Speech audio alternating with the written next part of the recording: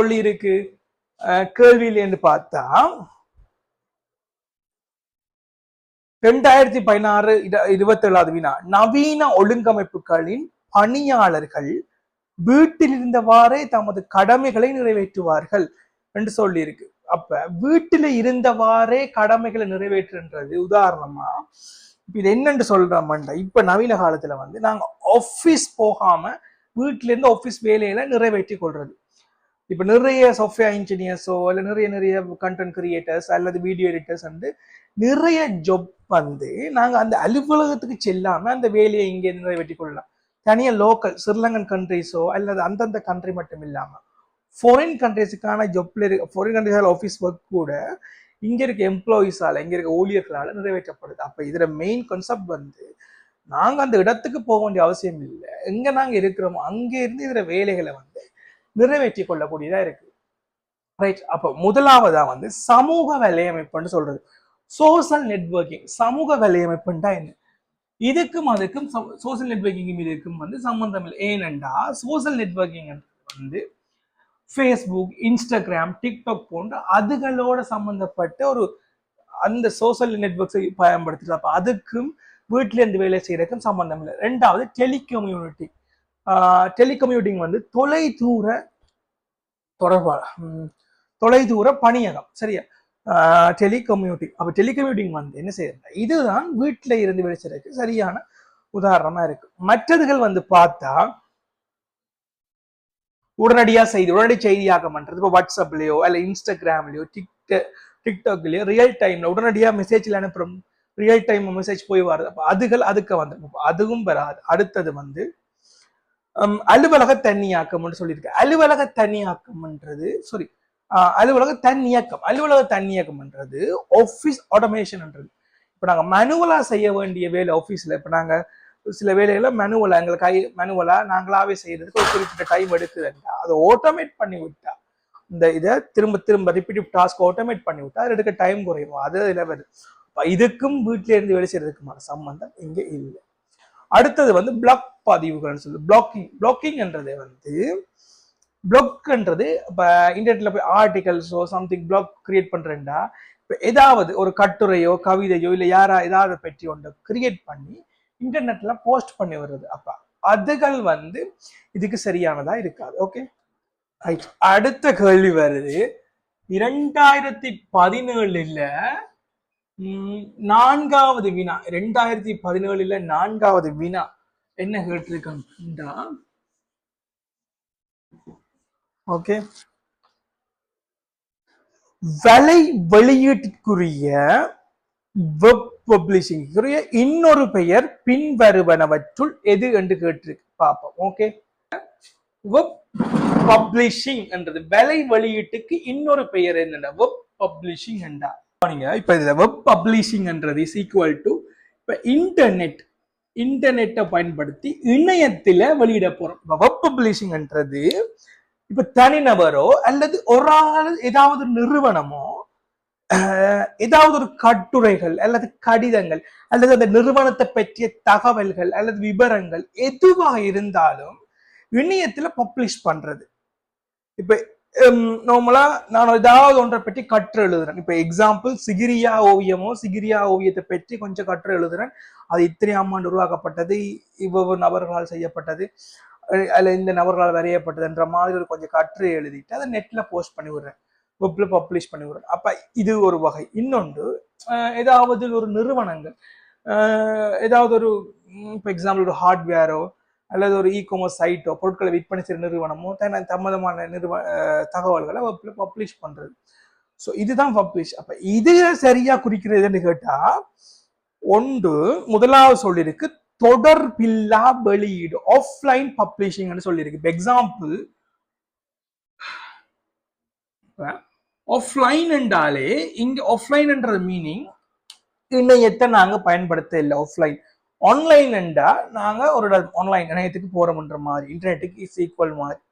ஆஃப்லைன்ன்றது நாங்க ஒரு இணையம் பயன்படுத்தி ஒன்றில் நாங்க பப்ளிஷ் பண்ணல. ஆஃப்லைன்ன்றது எங்களுக்குள்ள எங்களை சுற்றிப்பட்ட ஒரு வட்டாரத்துக்கு இருக்கிற மாதிரி நினைச்சு கொள்ளுங்க ஆஃப்லைன்ன்றது. அப்ப இங்க தொடர்பில்லா வெளியீடு ஆஃப்லைன் பப்ளிஷிங் என்ற ஆஃப்லைன் ஃபுல்லாவே எங்கள்கிட்ட தான் அந்த கண்டென்ட் இருக்க போகுது.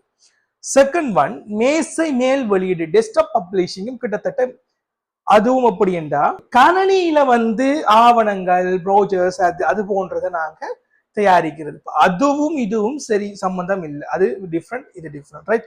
தேர்ட் ஒன் வந்து ஊடக வெளியீடு. ஊடகம்ன்றது மீடியாவை பயன்படுத்தி அதன் மூலியமா எதுவும் வெளியிடுறது வந்து ஊடக வெளியீடுக்கு வரும், அதுவும் இல்லை. அப்ப நான்காவது தொடரா வெளியீடு என்று சொல்றது. தொடரா இல்ல தொடரா வெளியீடு. தொடரா வெளியீடு ஆன்லைன் என்றதுதான் இதுக்கு மிக சரியான ஒரு பதம். சுய வெளியீடு செல்ஃப் பப்ளிஷிங். சுயம் வெளியீடுன்றது அது சொந்தமா நாங்க வெளியிடுறது, அதுக்கும் இதுக்குமான சம்பந்தம் இல்லை. ஆன்லைன் பப்ளிஷிங் தான் இந்த வெப் பப்ளிஷிங்க்கு இந்த கேள்வியை பொறுத்தவரை ஒரு சரியான விடை. ஓகே, 2017 வந்து 6வது கேள்வியா வந்திருக்கு.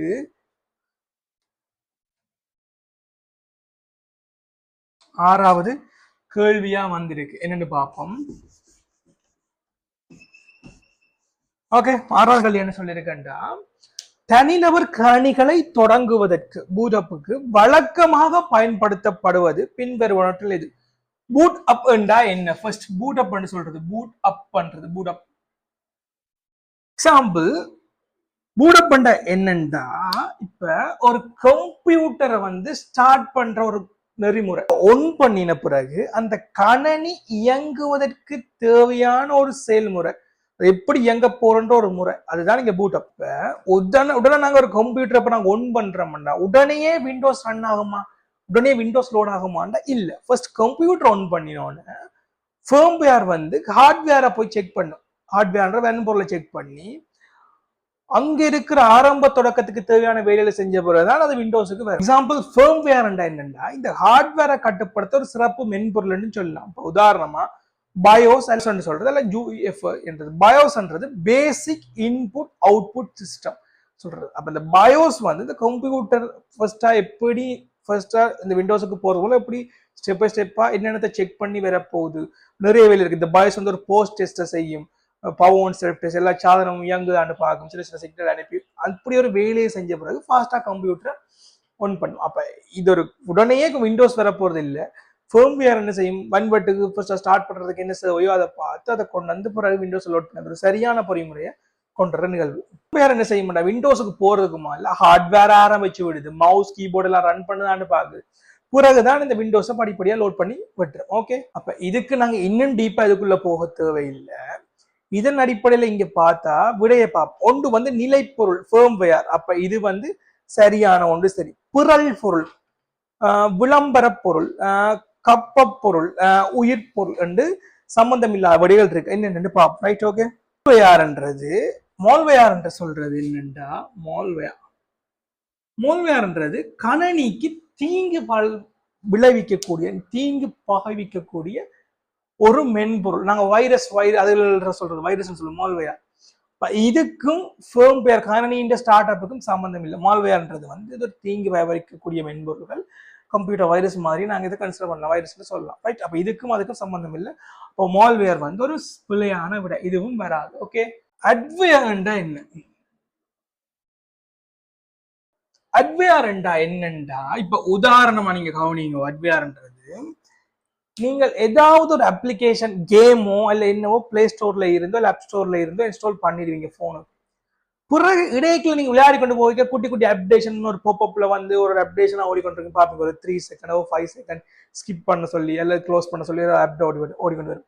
அந்த வேலையை செய்யறது இவர் அட்வேர்ன்னு சொல்றாரு. அப்ப இவர் என்ன செய்யறாருன்னா, இந்த அட்வேர்ன்றது வந்து அட்வர்டைஸ்மெண்ட் விளம்பரங்களை வந்து தோற்றி வச்சு கொள்ளும். அப்ப இதுக்கும் அதுக்கும் சம்பந்தம் இல்லை. அப்ப அட்வேரும் வந்து இங்க வர ஆள் இல்லை. ரைட், அப்ப ஃபர்ம்வேர் தான் சரி. அடுத்த விட ரெண்டு பார்ப்போம். இப்ப ரேன்சம்வேரும் அடுத்த சொல்ற சொல்லிக்க ரேன்சம்வேர். ஸோ ரேன்சம்வேர் கப்ப பொருள்னு சொல்றோம்.